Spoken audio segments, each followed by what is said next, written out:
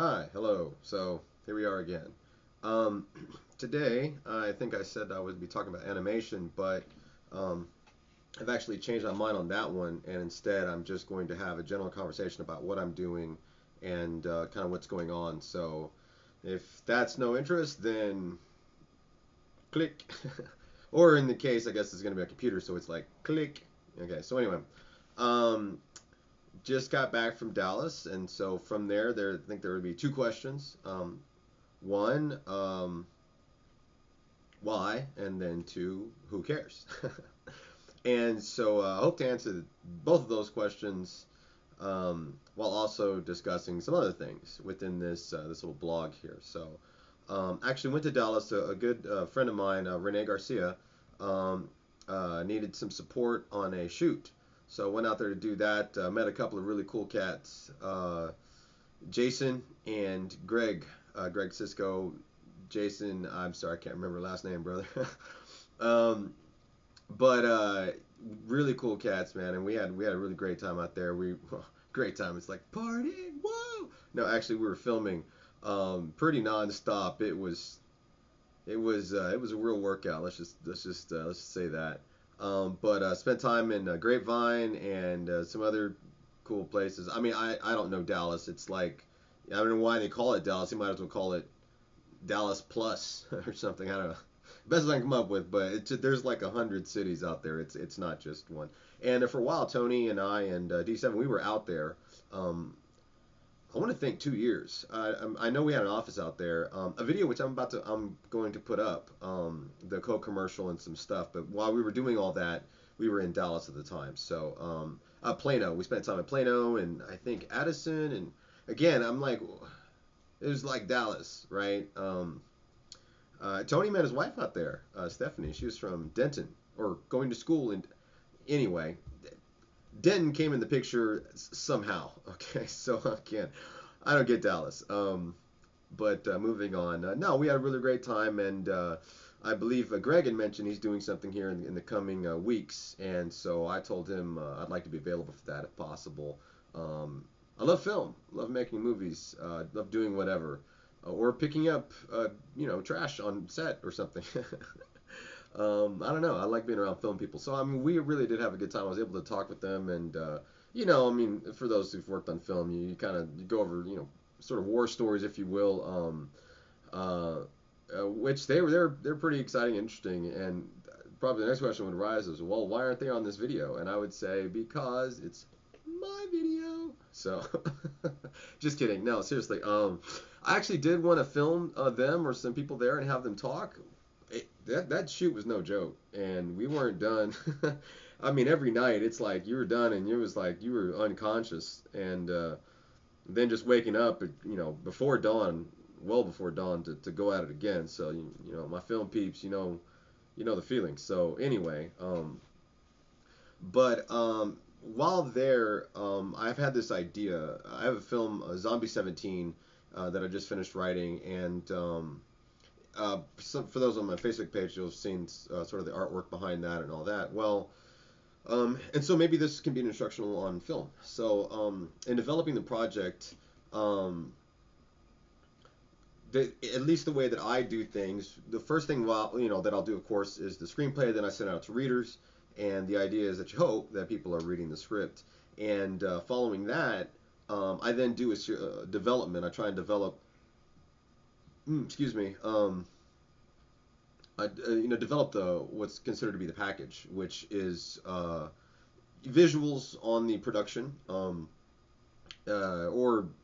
budget, or whatever. There's a million different definitions for what that is.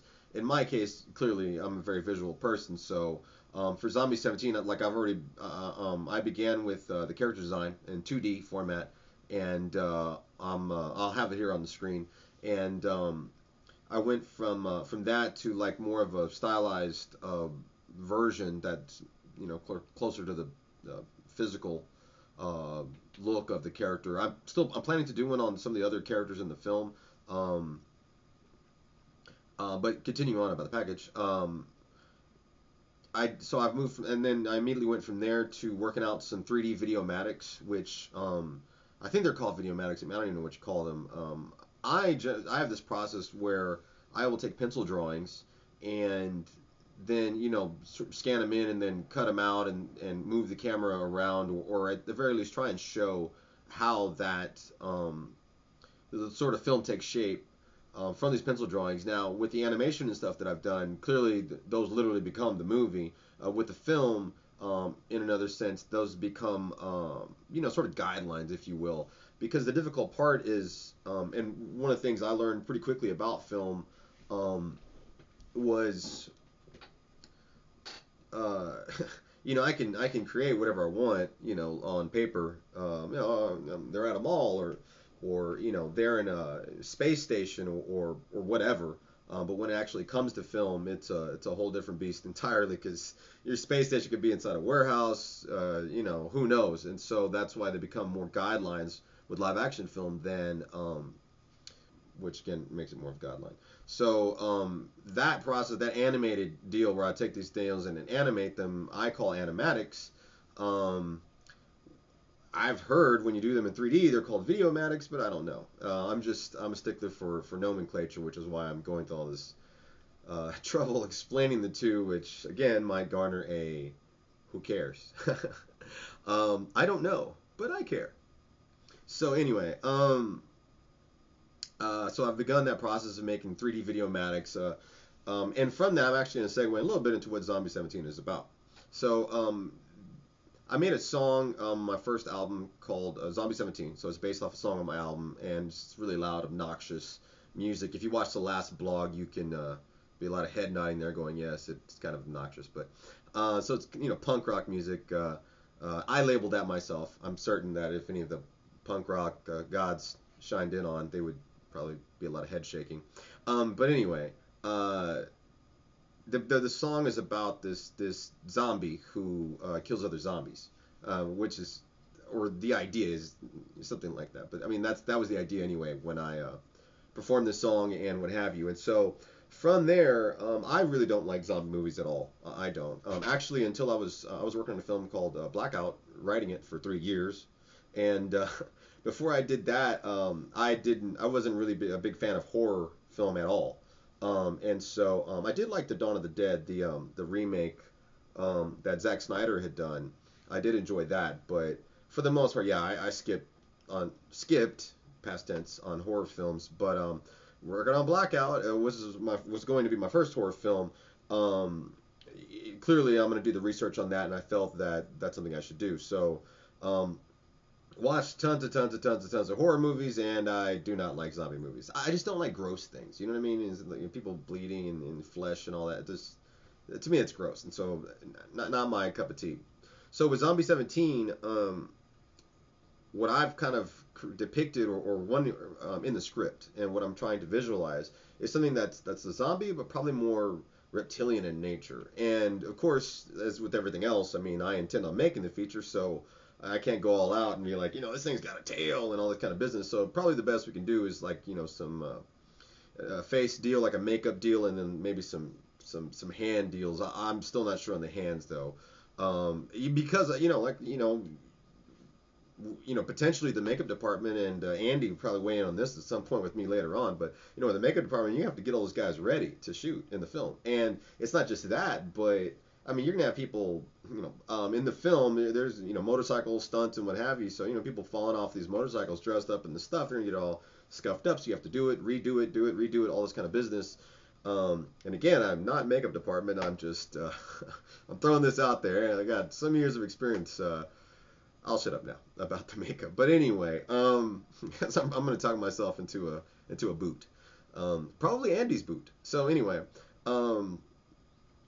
But that's where I would try to do something. So it's not necessarily bloody dudes in jeans wandering around. It's more like these sort of creatures, which is another thing. I don't like creature features either, because they're gross. They're always like nom nom nom nom. These people being eaten or something being eaten by this creature, because you can't have a creature feature unless you show it eating something, right? And that's just disgusting. And I don't like watching creatures eat. I mean, I don't even like watching pets eat, really, except for cats, like nom nom nom, and then they like go to the water and like put their hand in it and then like wipe their ear whatever. Anyway, sorry. Um, I'm kidding. I don't watch cats eat, or really anybody eat. That anyway. Uh, sorry, my mind just jumps around. That's what happens when you make movies all day and play obnoxiously loud rock music. Not all there. So, Zombie 17, I wanted to forego the whole disgusting bits, but still make something that I felt was going to be interesting. And when I make a project, and I'm sorry that I'm all over the place, it's just kind of how my thoughts flow. So, when I make a project, what I really strive to do is create something that is really personal to me and something that we can do well. When we D7 Studios were first starting, we're making movies and stuff. One of the reasons why, well, Tony, I'm gonna go way back. The reason why we kind of came together and made a company was for the work and D7 Peacemaker Stage One, my first film, uh, I'm sorry, our first film. I mean, it was one of the things that Tony really liked. He actually, him and I met at a anime convention, Acon in Dallas, and he bought one of my posters at an auction. And so we got to talking about the whole process of the project and D7 Peacemaker, and the fact that you have this girl, and I think in that version of the movie, she had this device called the Weapon Next. Um, and then that later grew into her having the sword, and so that was part of what we wanted to do, was just something that was interesting beyond just super cop. You know what I mean? Which super cop? I mean, you would think in its own right, oh, cool, well, that's interesting. It's just, I mean, you have tons of movies like this. I'm not saying there's anything wrong with it, but just for us personally, we just wanted to do more. Instead of a cop who, I don't know, beats people up and wears stylish clothing, well, why not have a sword or some other little device? And then she has these cohorts, and one of them has this, penguin that talks. That's some kind of weapon that we don't realize until the end of the film. And so those are the kind of films that, I mean, not necessarily with penguins, but just something that gave, that gave us a certain uniqueness. And this wasn't, it became intrinsic, meaning that it's just, I think the stuff that I do is sort of unique anyway, in my own definition. I'm certainly not trying to apply anything to myself, but just to say that I believe that the work is unique. And so that's what we want to do, even with making a film. We just don't want to do something that's run of the mill for us, because I think at the same time that's our strength, it's also our weakness. Is when let me apply it to me. That's my weakness. When I need to do something that is just a couple people sitting on a curb talking. Something I hope to address, but it's still a weakness. Because my mind, I'm always thinking, okay, there's two people on the curb talking. What if one of them was from Mars? Or what if one of them had special powers? Or it's just the way my mind sort of loops in. So Zombie 17, I felt has that uniqueness to it, with these kind of creatures. And why are they these creatures? Why are they reptilian-looking things? What caused this to happen? Which again then becomes part of this sort of subplot of the film. But the film in itself, from the original song of Zombies Kill Zombies. In this film, what we have a character Taylor, and she's this punk rock musician. But she's this punk rock musician, and she has this sort of troubled childhood, if you will, and really nothing like the growing up on the skids or anything like that. Actually, she has very wealthy parents, but they're never there, and so she feels pretty neglected. And third world problem. But certainly, what I felt, at least in a sense, is something that maybe some people can relate to, who've kind of grown up in that maybe well off or middle class area, when this feeling of neglect, the parents are always busy, and they and of course you can't make a film with parents are always busy. What it actually becomes, you need something a little stronger than just oh, woe is me, a latchkey kid, right? In this case, it's a little more severe in terms of they're really never there, and this is something that sort of haunts her. And actually, in the beginning of the film, it immediately comes up an issue, and you sort of see her character there. So she has this problem. She's upset. She's playing punk rock music, which the crazy outfit and all that.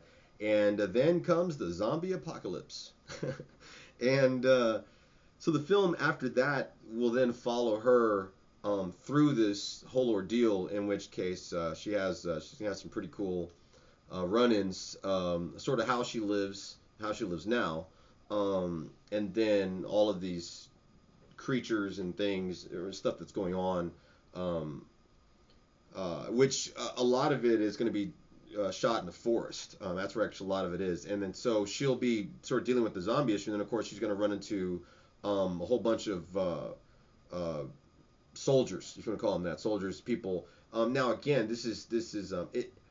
It's funny. I've seen a number of zombie films or post-apocalyptic films, things of that nature, and the one thing that always drives me nuts is like, and I know formulas exist for a reason, but it just always drives me nuts that every time you run into the humans, they're like you're just crazy and da da da da. In this film, it is the same. It feels like it's a formula that comes into it. You must have tension, um, but they're not the enemy, and they're not going to become the enemy necessarily. Of course, there's going to be tension in a film, like I was saying about sort of third world problems. You must have it to make a good film.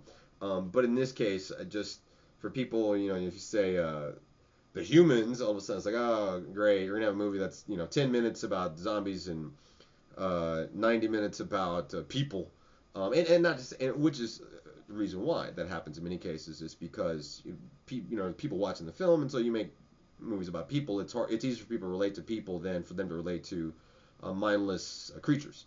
Um, and so, but they're just. I'm gonna try and sort of diverge a little bit from your typical zombie fare where the people become the huge problem. Um, and in this case, that wouldn't be the case. So this movie, so they'll sort of run to people and then soldiers, and then or she will, and then there's gonna be a big huge to do at the end, as there always is in my type of films. Uh, and everyone's already freaking out. Anyone involved in the production is already freaking out about the ending, about the kind of the stuff that's involved, because I like to do a big, huge to do. So anyway, in the coming weeks, months here, I hope to put up more artwork, concept artwork, stuff like that for Zombie 17 and whatnot. But being that's the case, the film in itself is a big film, and I'm thinking right now we already probably we're throwing some numbers around in terms of budget, and I say we, it's kind of like me and sort of in talks with some other folks. That number is pretty big. So clearly, as you can see from my lovely office here, I'm not really in connection with a whole bunch of millionaires.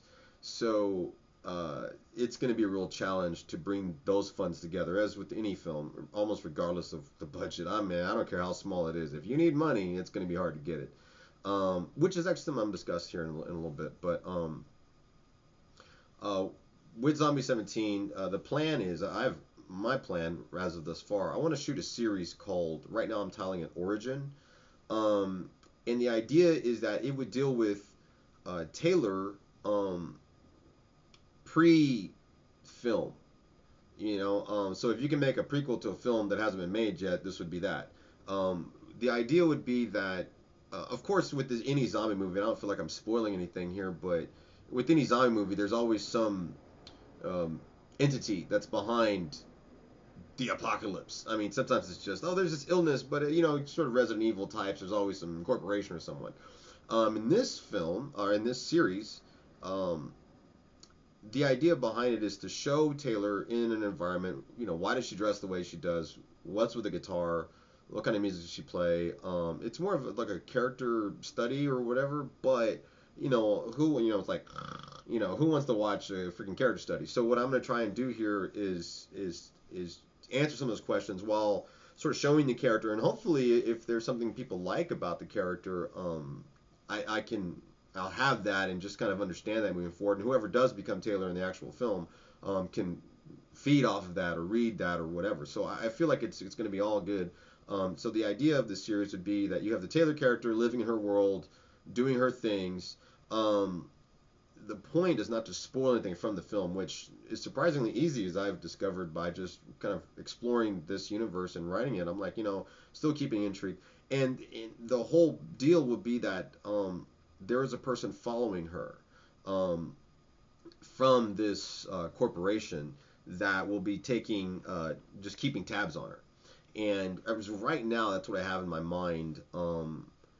I may go more in depth with that or not. The point of all of that, the point of even making, like, why would you even do that? Instead of just shooting what I call a demo, what other people may call a proof of concept, is because it's something I can film that I don't need gobs and gobs of money to do. Now, that being said, it's not like that's free, regardless of how you do that, that's definitely not free. So I'm trying to figure out all the ins and outs of doing that. I want to do it, shoot the series origin. The idea would be, I mean, much like anything else, maybe you shoot 30 minutes and you slice it up into episodes or something, or you shoot episodes. I don't know how long they would be, but um, probably not super long because again, I'm trying to keep costs down. And the costs, people may ask, oh, in a film, where do those costs come from? Transportation. I mean, literally just getting there. Sometimes on audition costs. You have location costs, so you can audition people. I'm sure actors would like to eat. People would like to eat depending on how long you shoot. Equipment rental, which always comes the case because I don't exactly have a bunch of gear just hanging around. I mean, I do, but not all the gear you need, like a dolly, like a jib, things like that, like a set of lights, stuff like that. So all this stuff's gonna cost money, and I don't know where I'm gonna get it from. I'll be straight honest. Um, so that's why I'm really that would be the only factor if I'm unable to make the series is that I can't find the money to do that. But I'm gonna try real hard because it's something I want to do. Um, and I think it'd be really neat. I think it'd be really neat, just to kind of see the character, and from that I get to try and make like the outfit, and I don't know, I'm making the guitar because the guitar is a little elaborate, and I'm a stickler for certain things, and so she's playing Gibson Les Paul. I have my Gibson Les Pauls still packed, but those aren't free either. Those are pretty expensive, and you go writing all over them and doing things all over them, and then having shooting with them, and somebody's gonna drop one, something's gonna happen or whatever, and well, which happens, it's a guitar, but yeah, trust me, if I can barely scrape together enough money to give people some tacos. Buying a guitar to use in the film is going to be even more challenging. So a lot of things to figure out, but it's what I want to do. And hopefully I'm going to start doing some initial casting to see about that and start to put together the bones for the series. And hopefully, I mean, in my mind, that footage from the series would also make a good part of the package for Zombie 17 to hope to try and get that money to get it filmed. So those are my ideas for that. Um, uh, for Zombie 17, those are my ideas for that. And at the same time, I'm still working on other projects. I'm about a third of the way into Upon That Midnight Clear 2, which I'm calling the first Noel. I'm very, very excited about it. It's really come out to be something that's really, really, really cool, actually. And so the way, well, let me talk about the next project and I'll talk about that. But I'm sorry, let me finish talking about this project and I'll talk about my next one. But Midnight Clear 2, I'm working on that. Still really cool. I'm totally confused on the cast, like who or what, because it's a sequel. And of course, in my mind, I'm like, well, I'll just write everybody back into the. Well, I mean, not everyone, but a lot of the key players. The issue with that, though, is that you don't want to make too much of an in-joke kind of film. In other words, two people having this joke, and you get that they are in on it, but you're not. And so, if you haven't seen the first film, I don't want people coming to the second film to have no idea who these characters are. They're not special to them at all because they haven't seen the first film, and so I'm on the fence about that. But Midnight Clear's come along very, very well. The three wishes that I've sort of imagined are going to be freaking awesome. Really, really cool. They're going to be really cool. And not in the sense that you're going to have all kinds of 3D and dinosaurs and spaceships, but just that in just my mind, it's probably maybe just my mind, but I think they're clever. I think they teach something to the characters, and so for that I'm excited. So there's that. I'm also working on another project called Hellgate or Helltown. I'm not sure what I'm going to title it, but I'm pretty excited about this too. Essentially, it's a horror film, kind of like The Ring. I probably shouldn't talk about log lines on here until I pitch them. But the idea would be that it would be cheaper than Midnight Clear, and this is what I was going to say. So I basically have three tiers of films. I have Zombie 17, which is going to be pretty expensive, just for the makeups and everything that is involved. Motorcycles and post-apocalyptic coolness. That one's going to be pretty expensive. I mean, not like Universal Studios expensive. I just mean your typical expensive independent film. And And again, not the Matt Damon style or even anybody who's super awesome style of expensive, but more the Arik, Renee, Avila, Texas style. For instance, Babylon I think ran at about 350,000. So it'd be more than that. It's gonna be more than that. Midnight Clear Part Two, the first Noel is going to probably fall in the middle, probably around the Babylon budget or maybe lower. But I've planned some stuff that can be pretty extravagant and awesome if done right, and I intend to do it right. Um, Helltown Hellgate would be something that falls beneath that in terms of cost, like a really low budget thing. And so I tier these things down to try and get at least one of them funded and trying to film something. So that's why I'm working on all these projects at the same time. It's not merely just for the excitement and joy. I do enjoy it, but it's not just for that. It's so that I have options. So there are options. Um, Although many people would disagree with my process because they're like, look, you need to focus on one thing and keep doing that. But the problem is you can end up for a very long time doing nothing.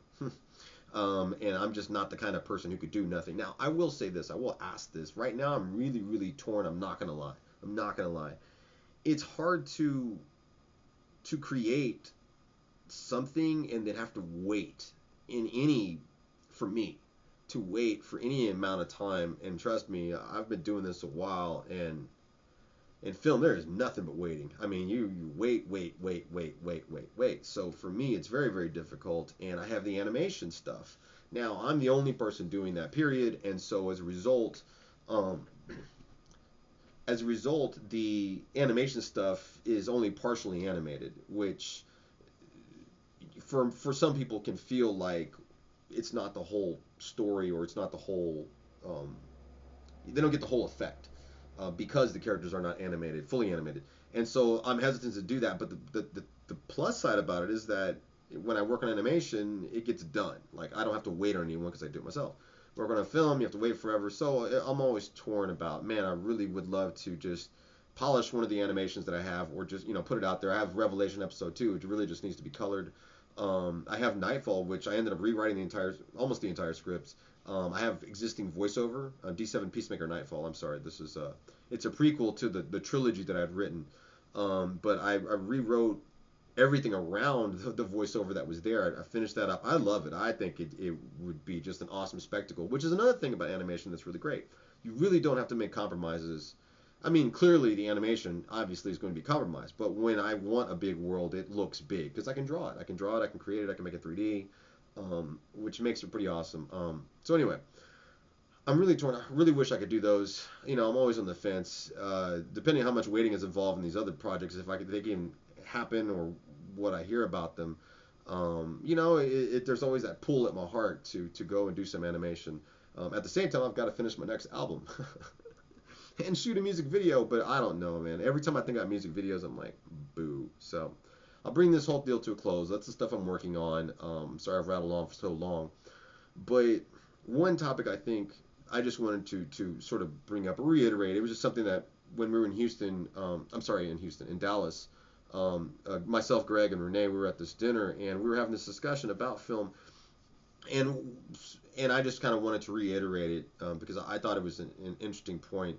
But film is hard, and this isn't a big pity party about oh, woe is me, I made film. It's like, oh, poor you, you get to run out and aim a camera at things, get people dressed up, and play rock guitar.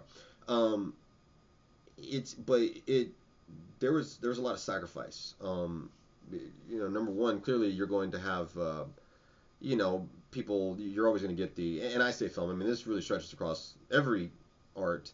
Um, you're gonna get your, why don't you get a real job, that kind of thing, a lot. And what that means is it's the idea of steady income. It's the idea of steady income, reliable. The catch 22, of course, and for anyone involved in the arts, will understand is that it's very difficult to then do what you need to do while also, paying the bills and what have you. So there is that struggle, but it goes far beyond that. I mean, so many sacrifices. And the thing, that I was telling the guys is that, the world doesn't need film. It doesn't. It doesn't. The world does not need film. It doesn't need music. It doesn't need dance. It doesn't need any of those things. It doesn't need entertainment. Entertainment is a luxury. It's it's every artist, every designer, musician, dancer, whatever could literally just disappear off the face of the planet tomorrow, and the world will still move on. It will still, people will still wake up, go to work. People need food, water, I guess companionship, but not everyone needs companionship. So I mean, there's very basic needs, and entertainment really isn't one of them. And specifically in the film industry, what's also interesting is that you sort of make this product in which you sacrifice your time. You miss birthdays, you miss anniversaries, you miss this, you miss that. Me and my string of ex-girlfriends can attest to. I'm sorry, my string of ex-girlfriends can attest to the fact that you sacrifice time and everything, because I mean all you're doing is working on a film, thinking about a film, trying to get a film made, doing all these things, and you're going to a company who also knows that the world does not need film. Um, and yet they're trying to sell the world film, and so you're trying to sell these people who know. You're trying to somehow convince them that the world needs your film when they clearly know it's not. And so there is that challenge. It's no joke, and you're going to strive. You're going to strive. You're going to you have actors. Again, I'll go back to my string of ex-girlfriends. Majority of them are, well, yeah, I mean, at least today, they're all actresses, and so I've, so many stories, auditions, hundreds of them. I can't tell you how many I filmed for them, and it's you're gonna go as from an actor's standpoint. You're gonna go to all these auditions. You're gonna spend the money on gas. You're gonna oh, do I take this one really good position or this one really good or temporary deal? But if I do, I'm not gonna be able to make a certain number of auditions that could happen. And so they make so many sacrifices. You know, Anybody in the arts is going to make these sacrifices, and you make these sacrifices, and you do all these things, right? And all many cases, they don't get the roles. They do sometimes, but more often than not, no, they're not going to get the roles. Even I've playing music, I've played with musicians, and everybody's out there playing and struggling and trying to make some big break or something or get noticed and recognized, and a lot of them will be there for years and never be recognized. Never. That's it. I mean, they're pretty much doing it for kicks, and that's all there is to it. And in film, and regardless of what I've done, I mean, you do this, you spend the money, you do all that stuff, and you may not get a big gigantic sale, and you spend a lot of money, and then the money thins out, and the world doesn't need film. And the world doesn't need film, and it doesn't need entertainment, it doesn't need this, it'll move right on without us. The people don't need it, the body does not need film, per se, but the heart needs film, you know. So that's what we're doing here, I think. If I can speak for artists and entertainers, that's the point. That's the struggle, is that you may not win. You still have so much work to do, of which, like I said, the world's going to move on without you, but you do it for the heart. You do it.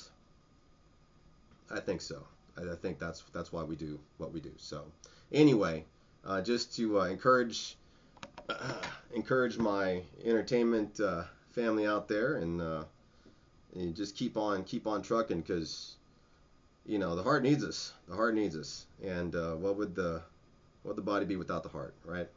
So keep on pressing, keep going. We may not win, but I believe we're making a difference. I do. So I'm optimistic that way.